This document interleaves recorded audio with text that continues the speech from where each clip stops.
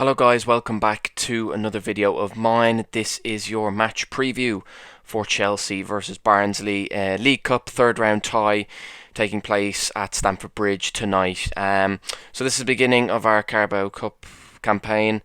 One of the two domestic cup competitions that are available to us this season, and we have a good record in this competition. We've won it 5 times, which is very good. Last time we won it was in 2015 when we beat Spurs in the final. I remember it very well. So we have a very good record in this competition, and it is a competition that I would like to win because there is only so many trophies that are available to teams throughout the season, and this is one of them. So I want to try and get as far as we can in this competition, and if we can win it, that would be great. So as I said, we're playing Barnsley tonight. Now Barnsley are in the Championship, so they're league below us. I don't really know too much about them. So far this season, they've lost both of their games in the Championship. They lost 2-1 to Reading in the first game of the season, and they lost 1-0 to Luton in the last round of fixtures.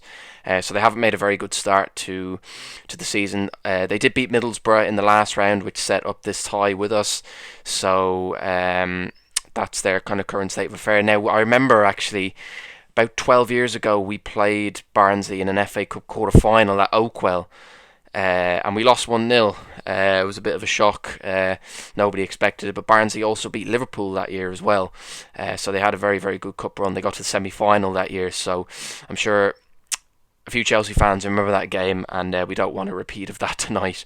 So in doing that, we need to pick the right team to play tonight. Now, I do think there'll be a lot of changes from the Liverpool game at the weekend, and also trying to bear in mind that we have an important game against West Brom at the weekend. So I think Frank will rotate the squad a lot.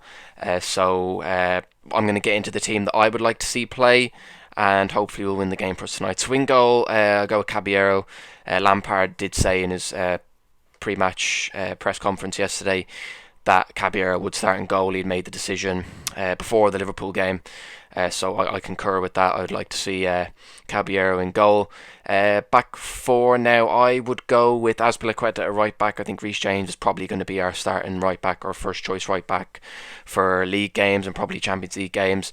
So I'll go Azpilicueta as right back, a bit of experience, get him his first his first kind of start of the season.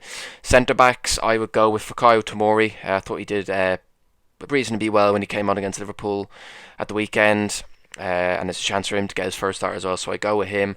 And I would go with Thiago Silva. Now, Frank Lampard did say that Thiago Silva is in the squad for today's game, which is very, very good.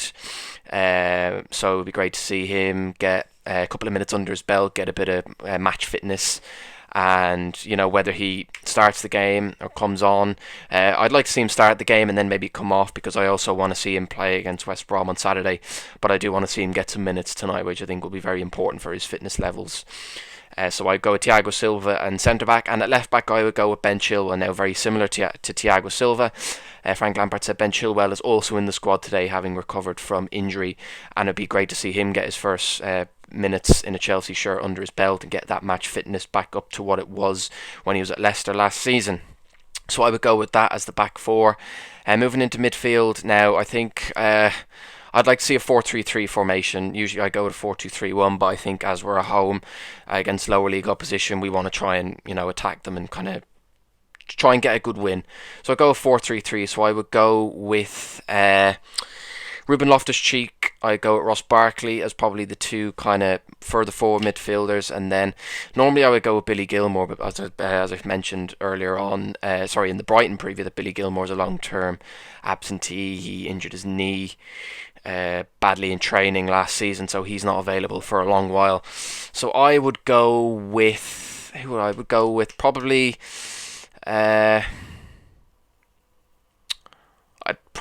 this is a tough one actually. I'll come back to that position. Out on the left, I'd like to see Callum Hudson-Odoi. On the right, I would like to see it's very tough actually. Probably Mason Mount on the right, and then I go Tammy Abraham up front. And you know what? We're kind of a little bit short in terms of midfield options for this game without trying to, with trying to rotate, and with the midfield options we have, I'd probably say Jorginho might play.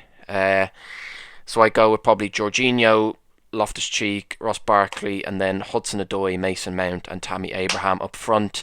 Now, I could also see Kai Havertz playing. Just it would be nice to get him more minutes under his belt for match fitness to get up, maybe get a goal himself to get that kind of confidence as well. So I wouldn't put past Kai Havertz playing, but so I'll run through it again. So I'll go. It's Caballero in goal, Azpilicueta right back, Fikayo Tomori, Thiago Silva, and Ben Chilwell.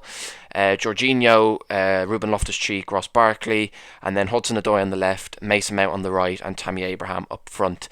So that's the team that I'd like to see. Now I think that is a fairly strong team. We should be winning this game.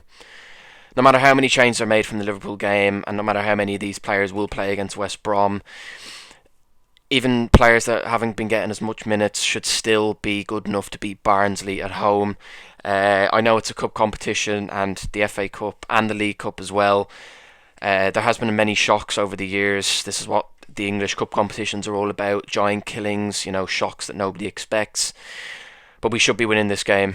If we don't win this game, there will be questions raised again, unnecessary questions that don't need to be asked, but we need to do our job tonight, which is winning. It'd be nice to get a healthy kind of maybe a 3 or 4-0 win. That would be good for the confidence for the players and would put us in good stead heading into the West Brom game. So I think it's massively important that we get not only a win but a good win. So yeah, there's not really much else I can say about the game really. But there is something that I did want to discuss in this video. I've mentioned it before in a previous video. Something that I really shouldn't have to be saying, but I'm seeing it almost everywhere I look now on social media. A lot of rival fans. Actually, there's two things I want to talk about in the video. First off, I want to talk about Kai Havertz and the kind of criticism he's been getting from mainly rival fans, some pundits as well. And then also I want to talk about some Chelsea fans who are going completely over the top in regards to the game against the loss against Liverpool at the weekend. And I've seen some fans call for Frank Lampard's head, for him to be sacked, and I want to just set that straight as well. So I'll discuss them now. But first, first I want to talk about Kai Havertz. Now, as I mentioned, he's been getting a lot of stick from rival fans, and some pundits have been questioning whether it was the right decision to sign him and stuff like that. Now, let me just set this straight for everyone. Let me just give my take on this and my side on this whole situation. Now, Kai Havertz is a 21-year-old from Germany, played all his career at Bayer Leverkusen, or certainly his kind of professional career at Bayer Leverkusen. He worked his way through the ranks. He was an academy player. Only made his professional debut for Bayern Munich, I think, in 2017 or 2016, something like that. He's played his whole career in one country for the one team, and he's been used to that. So he's been, his whole footballing career has been played in the Bundesliga and in the kind of youth leagues in Germany, and he's still only 21 years of age, as I just mentioned. He has a big heavy price tag on him, which is it's nothing to do with him. He has no say in his price tag or whatever. It's actually a credit to him that he has that price tag, because it shows his ability and what he is capable of. Now, we signed him this summer, obviously. He signed only about a week or two, probably a week and a half before the season started. And he had literally, I'd say, about 4 days training with the team before the game against Brighton on the first game of the season. And then he was thrown right into the deep end against Brighton, played from the start. Yes, okay, he didn't play particularly well. He had good moments, but there were some hairy moments in there as well. I will happily say that. But so did many other players. So... and then he played against Liverpool as well, from the start as well, had some good moments, and came off at half-time.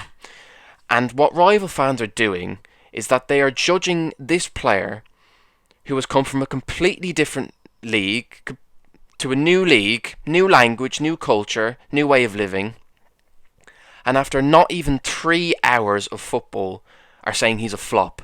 saying he's not good enough, is what a waste of money, terrible signing, blah blah blah, all of this. It is completely ridiculous. And one question I would say is, if Kai Havertz signed for your team, whether it's Arsenal, Manchester United, Manchester City, Liverpool, if he had signed for your team and he was in this position with your team, you would be saying the exact same thing that I'm saying.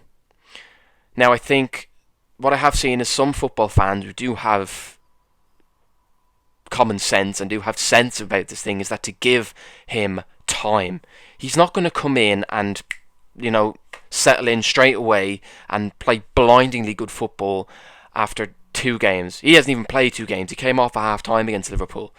So I just find it completely ridiculous how these rival fans are just completely ripping into him and saying how he's a flop and how he's useless after not even 2 games of football.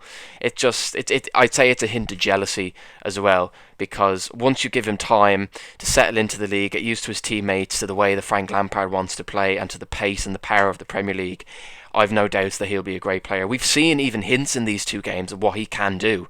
So when he gets fully settled in and gets used to it, we're going to see the player that we invested so much money in. So that's just something that I wanted to say. I wanted to get that off my chest. Now, the second thing that I wanted to talk about was Frank Lampard, and seeing some Chelsea fans call for his head and get very, dramatic about the loss against Liverpool at the weekend. I just want to say something. Frank Lampard has had 2 years of managerial experience. He had his year at Derby. I've seen all these things about, Frank Lampard took Derby from 6th to 6th and took Chelsea from 3rd to 4th. Yeah, okay, that's in the league table position, that's right, but there's so much more to it. Frank Lampard with the Derby side had very little chance of getting to the playoffs, let alone the playoff final, and were within inches of getting to the Premier League. So that's just completely ridiculous. And what's even worse is the Chelsea 3rd to 4th thing. That's ridiculous. That Chelsea team that finished 3rd under Maurizio Sarri won the Europa League and had Eden Hazard in there, and all of that. Frank Lampard took over a Chelsea side that had lost Eden Hazard, who was our best player, had a transfer ban, so couldn't buy anyone to strengthen, and had to implement all these young players who were basically championship players, and took them to a 4th place finish in the Premier League and an FA Cup final.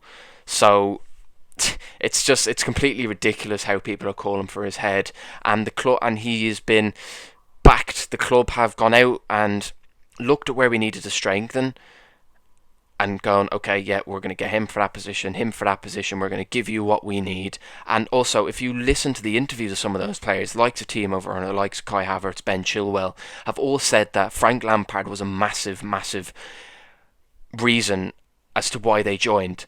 So people who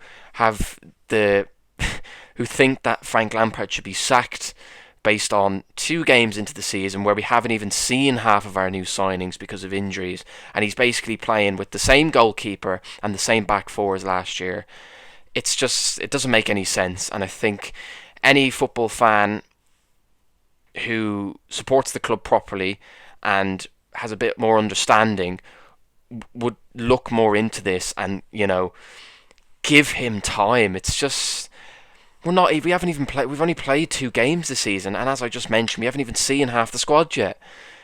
As I was saying, we still have the same goalkeeper from last year who clearly isn't up to it, and the same back 4. Yes, we've seen slight improvements, but there's still some frailties there that were there last season. So it's just, I just think it's ridiculous that some fans are calling for his head after 2 games of the season.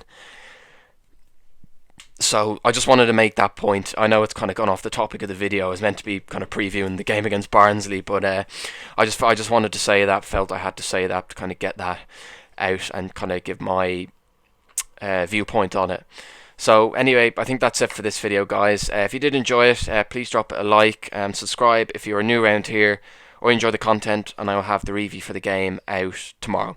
So I'll see you then, guys, and take care.